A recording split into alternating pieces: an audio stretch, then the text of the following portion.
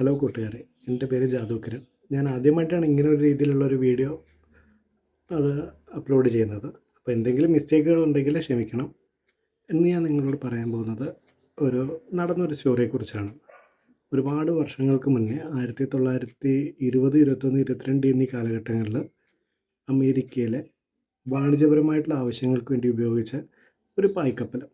അതിൻ്റെ പേര് Carol A ഡീറിങ് എന്നാണ്. കൂടുതൽ ഡീറ്റെയിൽസ് നിങ്ങൾക്ക് നെറ്റിൽ അവൈലബിൾ ആണ്. അപ്പോൾ ഈ ഒരു കപ്പൽ 1920 ഡിസംബർ 2 അമേരിക്കയിൽ നിന്നും ബ്രസീലിലെ റിയോ ഡി ജനീറോയിലേക്ക് പുറപ്പെട്ടു. അവിടുന്ന് 1921 ജനുവരി 28 ഈ കപ്പൽ കാണാതാവുകയും പിന്നീട് കോസ്റ്റ് ഗാർഡ് ആ കപ്പൽ കണ്ടെത്തുകയൊക്കെ ചെയ്തു.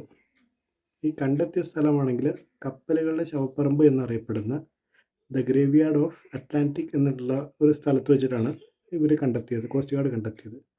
കണ്ടെത്തിയെടുത്ത് ഒരുപാട് കപ്പലുകളുടെ അവശിഷ്ടങ്ങൾ ഉണ്ടായിരുന്നു.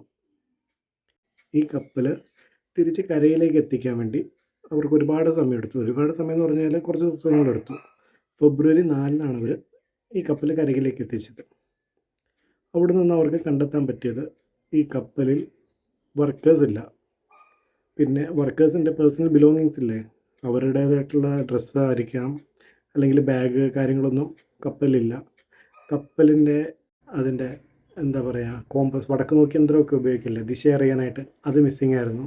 ആങ്കർ മിസ്സിങ് ആയിരുന്നു. അതുപോലെ തന്നെ 2 ലൈഫ് ബോട്ടുകൾ മിസ്സിങ് ആയിരുന്നു. പിന്നെ കപ്പലിൻ്റെ ഡെക്കിൽ ഫുള്ളായിട്ട് ഭക്ഷണ സാധനങ്ങൾ അവൈലബിൾ ആയിരുന്നു ഇവിടെ. പിന്നീടെന്ന് പറഞ്ഞു കഴിഞ്ഞാൽ കപ്പലിൻ്റെ കൺട്രോളിങ് സിസ്റ്റം ഇല്ലേ, അത് ഓൾമോസ്റ്റ് ഡാമേജ് ആയിട്ടുണ്ടായിരുന്നു.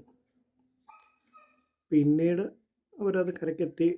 പിന്നീടുള്ള കൂടുതലായിട്ടുള്ള ഡീറ്റെയിൽസിന് വേണ്ടി 5 ടീമായിട്ട് അവർ കപ്പൽ എവിടെയാണോ കിട്ടിയത് അവിടെ പോയി ഒന്നുകൂടെ ഇൻസ്പെക്ഷനും കാര്യങ്ങളൊക്കെ ചെയ്തു, കപ്പലിൽ എന്ത് സംഭവിച്ചു എന്നറിയാൻ വേണ്ടി. അവിടെ നിന്ന് അവർക്ക് മനസ്സിലാക്കാൻ പറ്റിയത് ഒരുപാട് കപ്പലുകൾ ഡാമേജായിട്ട് കടലിലിങ്ങനെ ഒഴുകി നടക്കുന്നതായിട്ടാണ് അവർക്ക് കണ്ടെത്താൻ പറ്റിയത്. തിരിച്ച് അവർ നാട്ടിലേക്ക് എത്തുകയും പിന്നീട് 1922 എന്ത് സംഭവിച്ചു, എന്താണ് ഇതിനുള്ള കാരണങ്ങൾ എന്ന് മനസ്സിലാക്കാൻ പറ്റാതെ അവർ ആ കേസ് ടോട്ടലി ക്ലോസ് ചെയ്യുകയായിരുന്നു ചെയ്തത്.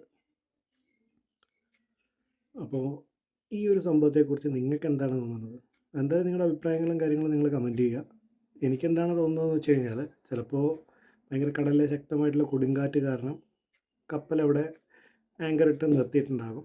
അതുകൊണ്ട് തന്നെ കൊടുങ്കാറ്റിൻ്റെ ശക്തി കൂടിയിട്ട്, തിരമാലയുടെ ശക്തി കൂടിയിട്ട് ആങ്കർ പൊട്ടിയിട്ടുണ്ടാകാം.